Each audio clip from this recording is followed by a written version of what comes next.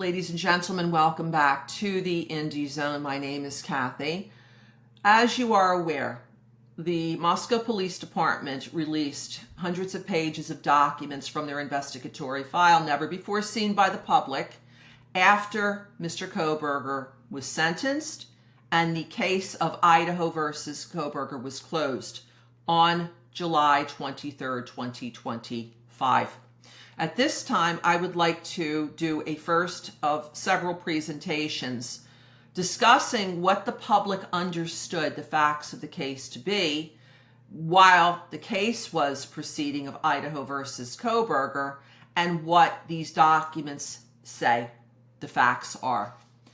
I'd like to begin by comparing a report that was written by Officer Mitch Nunes on November 13th, 2022. This is report number 3 versus what the court wrote in the court's order of April 24th, 2025. This is nearly 2.5 years later, concerning state's motions in limine regarding text messages and 911 call.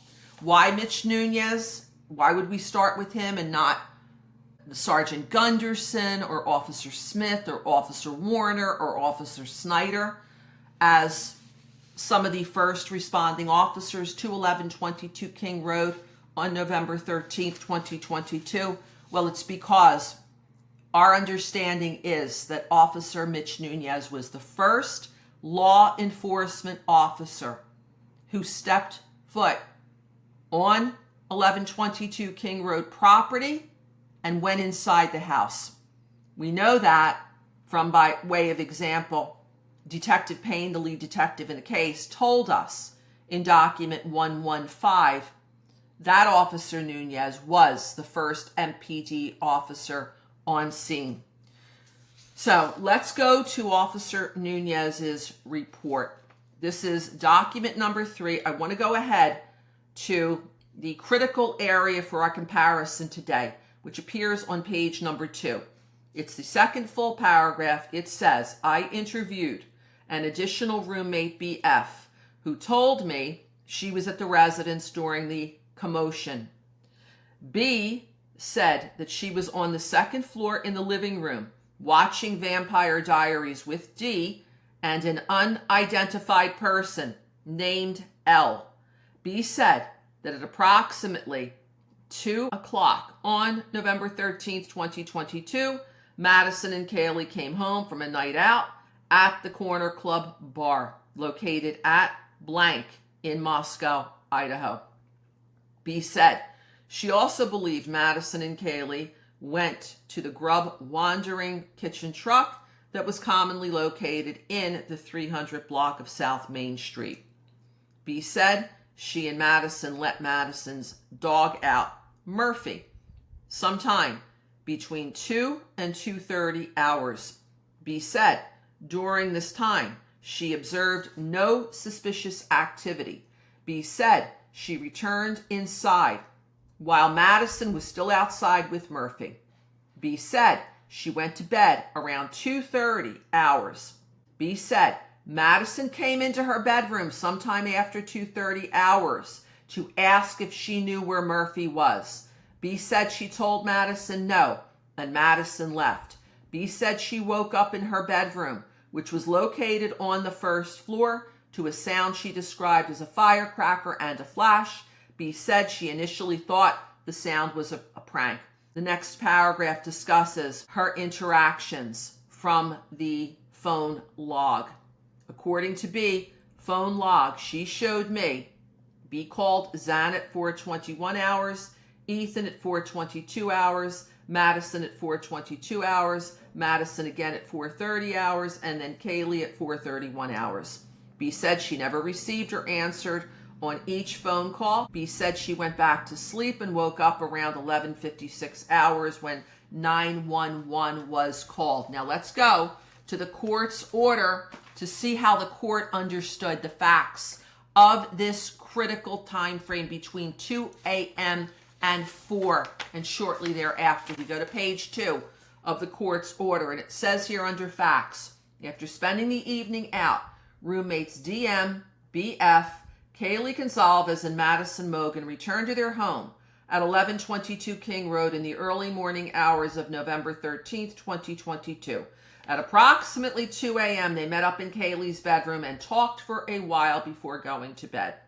The fifth roommate, Xana Kernodle, who was out with her boyfriend, Ethan Chapin, was not home yet.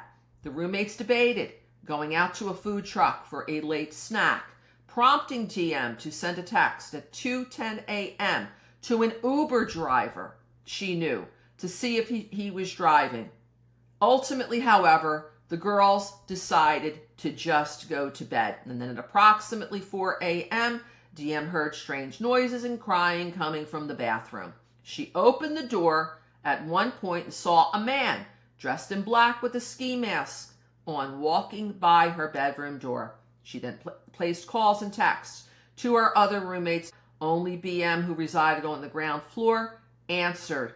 And if you continue to read what Judge Hippler says here, you will see, number one, there is no statement akin to what BF told Officer Nunes on November 13th, 2022, of hearing and seeing a flash, thinking it was a firecracker that woke her up. Nothing at all is mentioned here of possible nefarious activities going on the first floor. Secondly, look at how divergent these two scenarios are.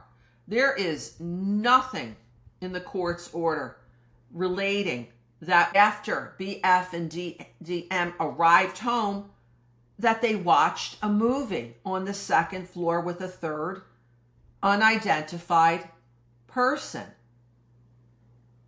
And look at the difference between what the activities were. Per Judge Hippler, all four, Madison, Kaylee, BF, and DM, supposedly at 2 o'clock met upstairs in Kaylee's bedroom on the third floor when Officer Nunes is reporting that BF at that same time at 2 o'clock took Murphy out with Madison and was outside for a while and then came back in, went to bed, and then at some point Madison asked BF if she knew where Murphy was.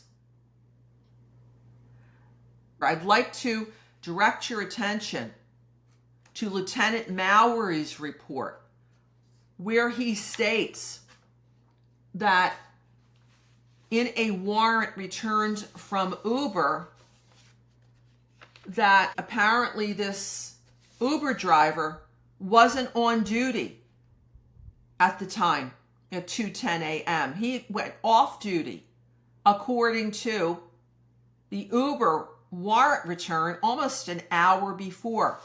So it's puzzling to me why it is that there's such a difference in what the first officer on scene understood the facts to be and what the court understood the facts to be. If you have any comments, any thoughts, any opinions, please leave them here. Until next time, this is Kathy. Thank you for joining us here today.